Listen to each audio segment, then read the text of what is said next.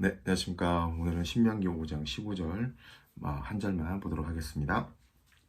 너는 기억하라. 내가 애굽 땅에서 종이 되었더니 내 하나님 여호와가 강한 손과 편팔로 거기서 너를 인도하여 내었나니 그러므로 내 하나님 여호와가 내게 명령하여 안식일을 지키라 하느니라. 아멘. 네, 드디어 이제 모세의 두 번째 설교가 시작되는 거죠. 이미 시작되었죠. 되면서 십계명에 대해서 쭉 이야기하는데 오늘은 특별히 안식일에 대해서 잠깐 살펴보도록 하겠습니다. 하나님은 호렙산에서 이스라엘을 불러 모으셨습니다. 그들과 언약을 세우셨죠. 하나님이 임재하셨어요. 불꽃 가운데 말씀하시죠. 막 천둥이 치고 우레가 치고 아무튼 굉장한 이런 위엄과 권위 가운데 하나님이 임하셔서 불꽃 가운데 말씀하십니다. 모세는 하나님과 백성들 사이에 서서 그 말씀을 이제 막 전달하죠. 살아있는 모든 자들하고 이제 언약을 맺었습니다. 모두가 다 하나님의 소유가 되고 제사장 나라가 되며 거룩한 백성으로 살아가는 길에 대해서 이제 말씀해 주시죠. 그리고 하나님과 맺은 10가지 이제 이 계명들, 10계명이죠. 살아있는 동안 목숨처럼 지키고 살아가야 될 이 10계명이 주어집니다. 하나님은 직접 새긴 돌파는 언약에 담기고 한 문장 한 문장이 하나님의 사람들이 어떻게 살아가야 되는지에 대해서 하나님의 지침이 이제 주어진 거죠. 그 네 번째 계명이 바로 이제 안식일에 관한 겁니다. 기억하고 거룩하게 지키라고 말씀하신 것. 즉 엿새 동안에 힘써 모든 일을 행하고 일곱째 날은 안식하라는 겁니다. 모든 삶의 영역에서 신앙과 삶의 지표가 되는 거죠. 네, 신약에 잠깐 갔다 오면 신약에 이들이 있었어요. 이들은 안식일을 좀 많이 오해했습니다. 겉으로는 율법을 지키는 것처럼 보이지만 숨어서 온갖 악을 행하고 쾌락을 막 일삼았어요. 예수님 보시기에 그들은 위선자였고 회칠한 무덤이었습니다. 이 회칠한 무덤이요 그러잖아요. 예수님은 안식일에 18배의 귀신 들린 고통받는 한 여자를 치유하십니다. 그런데 회당장이 불같이 화를 냅니다. 이유가 뭐죠? 맞아요. 안식일을 지키지 않았다는 것이죠. 사단에게 매인 영혼에게는 관심이 없어요. 전혀 관심이 없어요.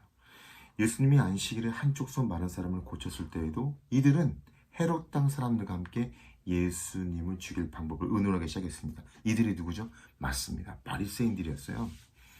바리새인들은 철저하게 안식일을 오해했습니다. 안식일에 선을 행하는 것과 악을 행하는 것. 여러분, 무엇이 옳은 걸까요?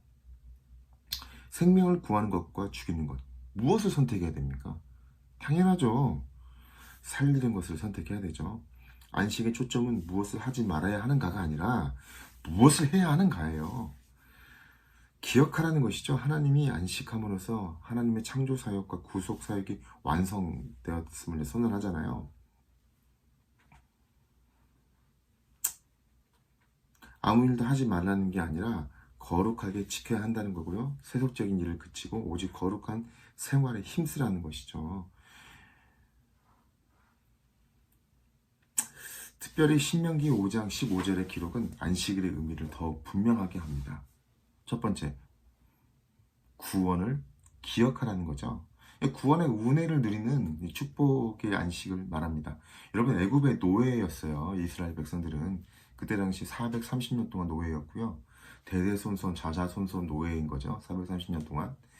그리고 그들은 엄청난 많은 고단한 일을 행해야 됐고 일을 해야 됐고, 노예라는 게 뭡니까? 말할 줄 아는 동물이잖아요. 동물 취급을 받은 거죠.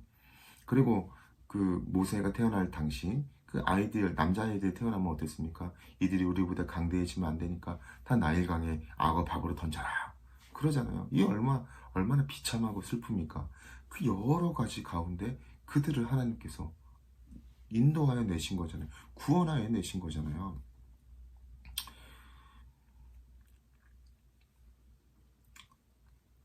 마찬가지입니다. 여러분, 우리도요, 이미 죄인이었고요.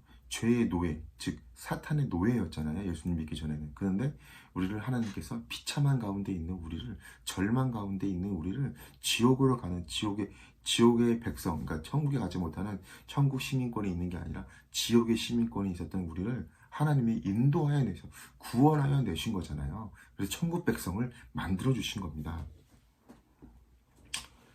그래서 우리가 하나님 앞에 천국 백성 된 그 사실을 우리가 기억해야 되는 거죠. 하나님의 창조사역이 완성된 것처럼 하나님의 구원사역 또한 십자가에서 완전하게 완성이 됩니다. 그리스도의 구원사역은 십자가에서 다 이루었습니다. 군인들은 심지어 창으로 옆구리를 찌르고 그 속옷까지 뽑아서 나누어 갔고요. 예수님은 물 한 방울, 피 한 방울 다 쏟죠.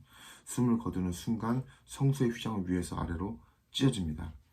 죄인이 하나님의 임재 앞에 나아갈 수 있는 새로운 길을 여신 거죠. 구약의 안식일은 예수 그리스도의 부활 이후의 주일로 이제 전환이 되잖아요. 그리스도의 부활은 구원사에게 이 정점이 되는 겁니다. 예수님의 제자들은 이 부활 아침에 예수님의 빈 무덤으로 달려가죠. 안식 후 첫날, 그 주간 첫날에 모이기 시작했고 부활의 능력이 휩싸이는 예배가 이제 시작된 겁니다. 우리의 예배가 뭡니까? 예수 그리스도의 이 보혈과 그분의 부활, 그거를 우리가 붙들고 우리가 예배의 그 자리에, 축복의 자리에 나아가는 거 아닙니까? 여러분, 사실은요, 하나님은 인간의 삶 속에서도 이미 안식을 누릴 수 있는 지혜를 숨겨 놓으셨어요.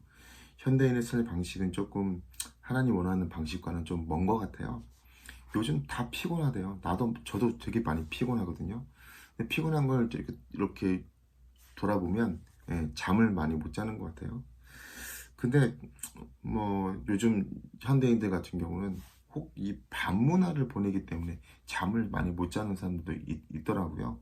나름 즐기는 이 밤문화 때문에 삶이 분주하고 막 고단하게 만드는 거죠. 여러분, 유대인들의 하루는 밤에 시작됩니다.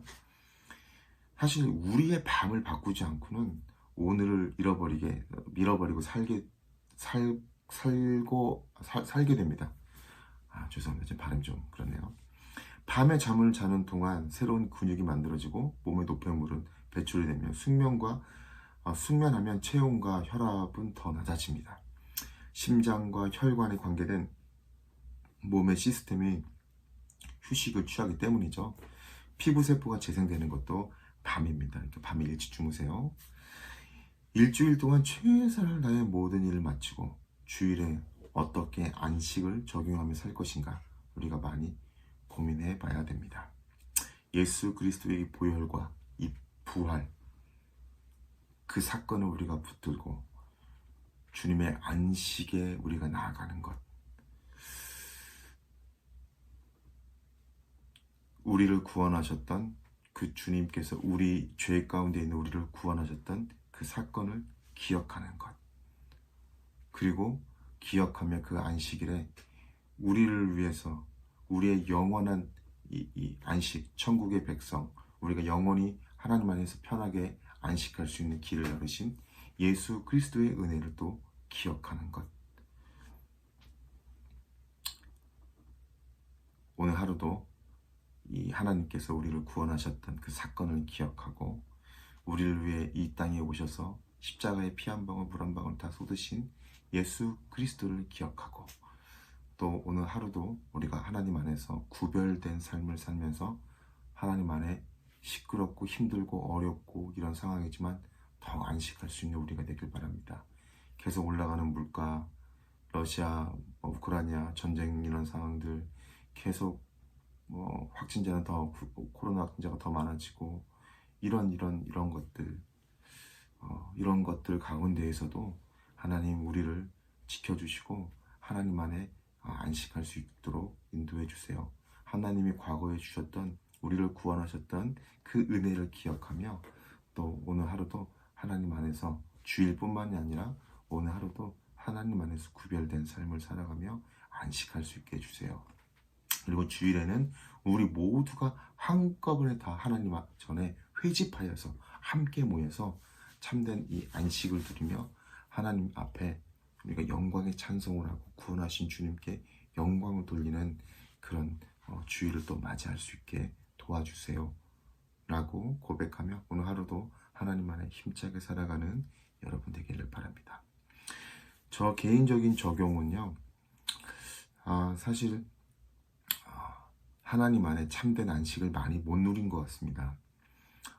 예수 그리스도의 그 보혈과 우리를 위해 십자가에서 흘리신 그 보혈과 우리를 위해 부활하신 그 사건, 또 과거에 하나님을 몰랐을 때, 또 하나님을 만났을 때 나를 구원하셨던 그 사건들, 그리고 지금도 하나님께서 인도하시며 하나님 안에 충분히 거할 수 있게 해주시는 그 사건들을 조금 더 생각해 보려고 합니다. 가끔 제가 그런 생각이 들 때가 있어요. 뭐 그런 예화 있잖아요. 예전에 어떤 분이 차를 운전하고 가는데 할머니 한 분이 머리 위에 큰 보따리짐을 이렇게 메고 이제 걸어가고 있는 거예요.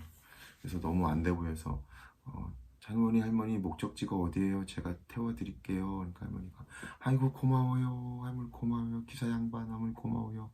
차에 탔는데 다시 뒤로 이렇게 돌아보니까 할머니가 차 안에서도 이렇게 머리 위에다가 이렇게 짐을 이렇게 가지고 있는 거예요. 하고 아니 할머니 차 안에 내려놔요. 왜 차 안에서도 이렇게 들고 있어요?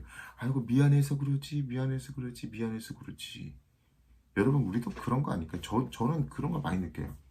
하나님 안에 참된 안식을 누리고 그 예전에 우리를 구원했던 깊은 사건을 누리고 가야 되는데 아직도 제 머리 위에다가 그 짐을 제 혼자 계속 지고 무거운 짐을 계속 지고 있는 건 아닌가 생각이 됩니다. 저는 오늘은 우리의 수고하고 무거운 짐진 다 내게로 오라 내가 너를 쉬게 하리라 말씀하셨던 그 예수님 안에 무거운 모든 짐들 다 내려놓고 걱정, 근심, 염려 다 내려놓고 예수님 안에서 참된 안식을 구하는 우리 되게 해주세요라고 기도하는 저와 여러분 되길 바랍니다.